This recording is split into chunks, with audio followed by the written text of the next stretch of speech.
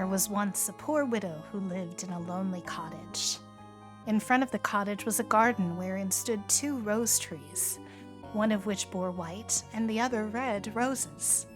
She had 2 children who were like the 2 rose trees, and one was called Snow White and the other Rose Red. They were as good and happy, as busy and cheerful as ever 2 children in the world were. Only Snow White was more quiet and gentle than Rose Red. Rose Red liked better to run about in the meadows and fields seeking flowers and catching butterflies. But Snow White sat at home with her mother and helped her with her housework or read to her when there was nothing to do.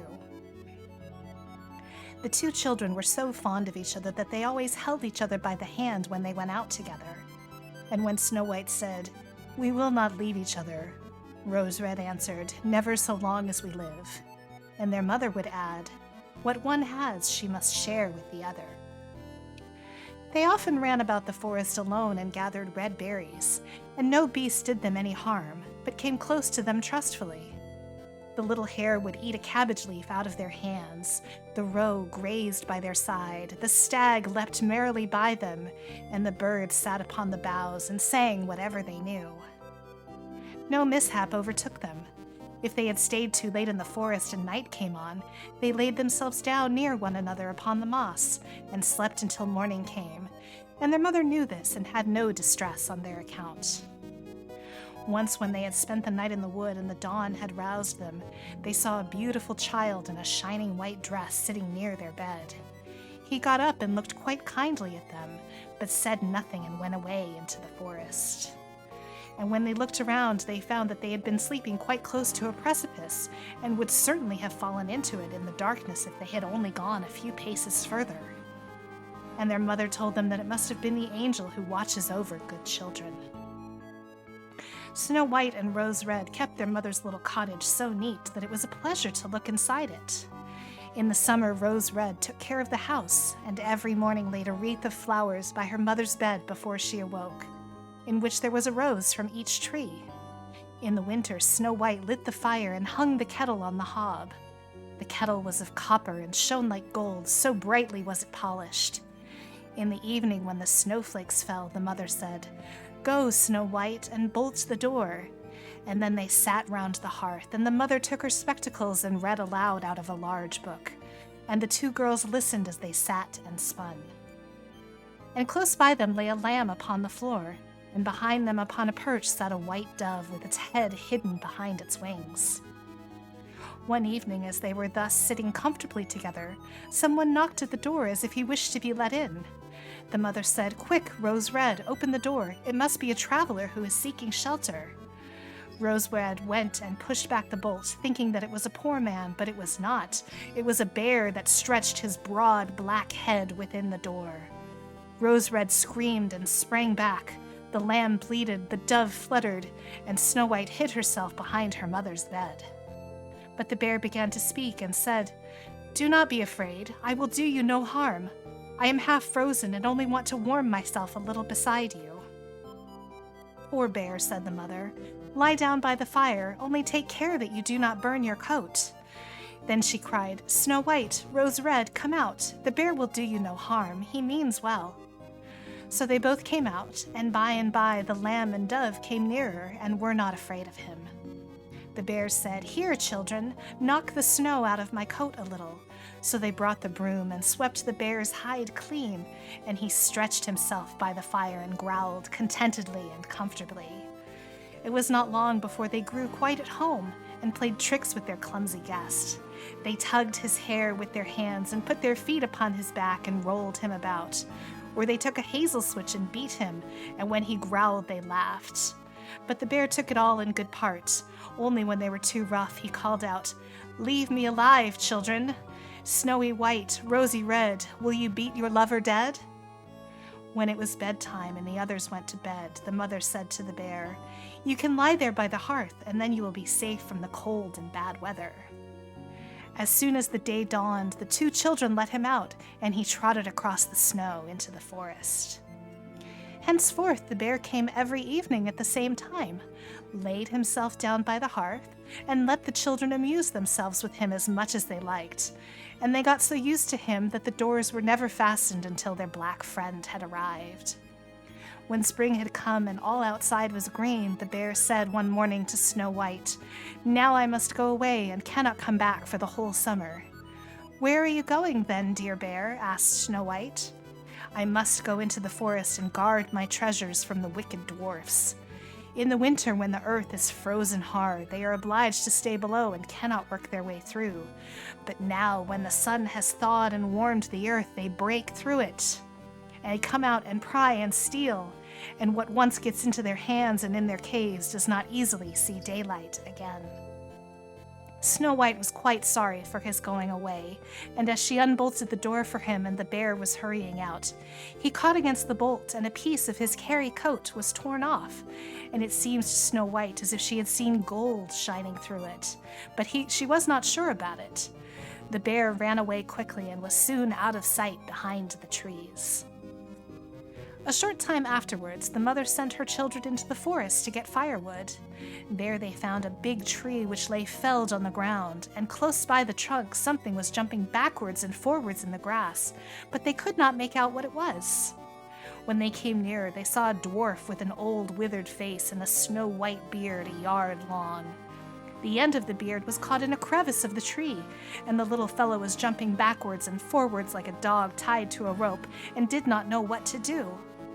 He glared at the girls with his fiery red eyes and cried, "Why do you stand there? Can you not come here and help me?" "What are you about there, little man?" asked Rose Red. "You stupid prying goose," answered the dwarf. "I was going to split the tree to get a little wood for cooking. The little bit of food that one of us wants gets burnt up quickly with thick logs. We do not swallow so much as you coarse, greedy folk. I had just driven the wedge safely in and everything was going as I wished, but the wretched wood was too smooth and suddenly sprang asunder, and the tree closed so quickly that I could not pull out my beautiful white beard. So now it is tight in and I cannot get away, and the silly, sleek, milk-faced things laughed. Ugh, how odious you are." The children tried very hard, but they could not pull the beard out. It was caught too fast. "I will run and fetch someone," said Rose Red. "You senseless goose," snarled the dwarf. "Why should you fetch someone? You are already too far many for me. Can you not think of something better?" "Don't be impatient," said Snow White. "I will help you." And she pulled her scissors out of her pocket and cut off the end of the beard. As soon as the dwarf felt himself free, he laid hold of a bag which lay amongst the roots of the tree, and which was full of gold, and lifted it up, grumbling to himself, "Uncouth people, to cut off a piece of my fine beard. Bad luck to you." And then he swung the bag upon his back, and went off without even once looking at the children. Some time after that, Snow White and Rose Red went to catch a dish of fish. As they came near the brook, they saw something like a large grasshopper jumping towards the water, as if it were going to leap in. They ran to it and found it was the dwarf. "Where are you going?" said Rose Red. "You surely don't want to go into the water." "I am not such a fool," cried the dwarf. "Don't you see that the accursed fish wants to pull me in?"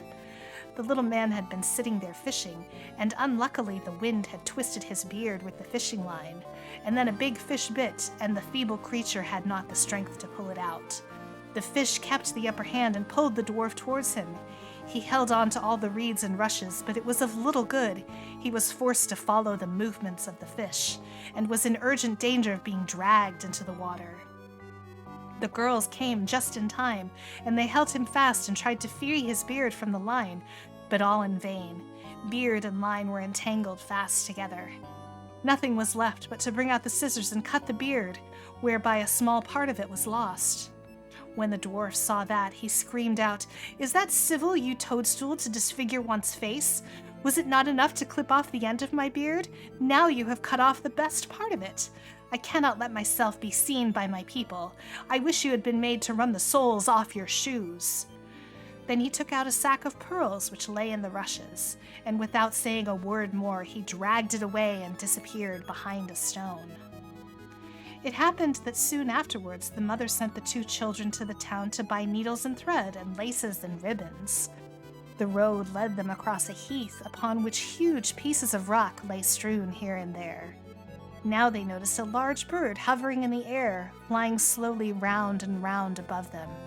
It sank lower and lower, and at last settled near a rock not far off.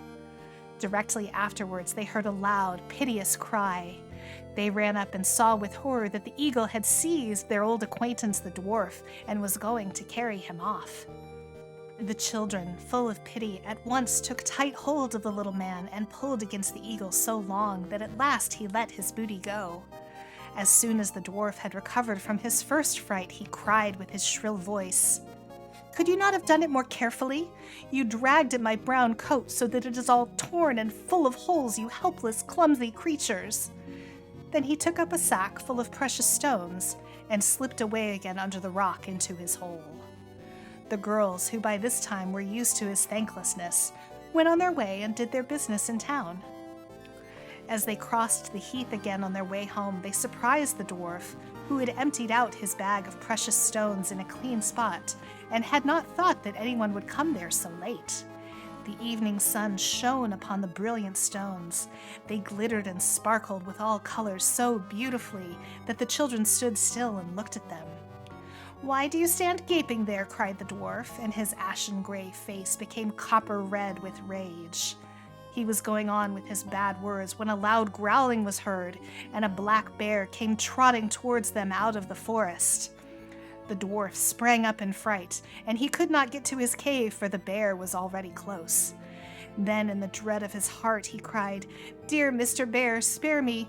I will give you all of my treasures. Look, the beautiful jewels lying there. Grant me my life. What do you want with such a slender little fellow as I? You would not feel me between your teeth. Come, take these two wicked girls. They are tender morsels for you, fat as young quails. For mercy's sake, eat them." The bear took no heed of his words, but gave the wicked creature a single blow with his paw, and he did not move again.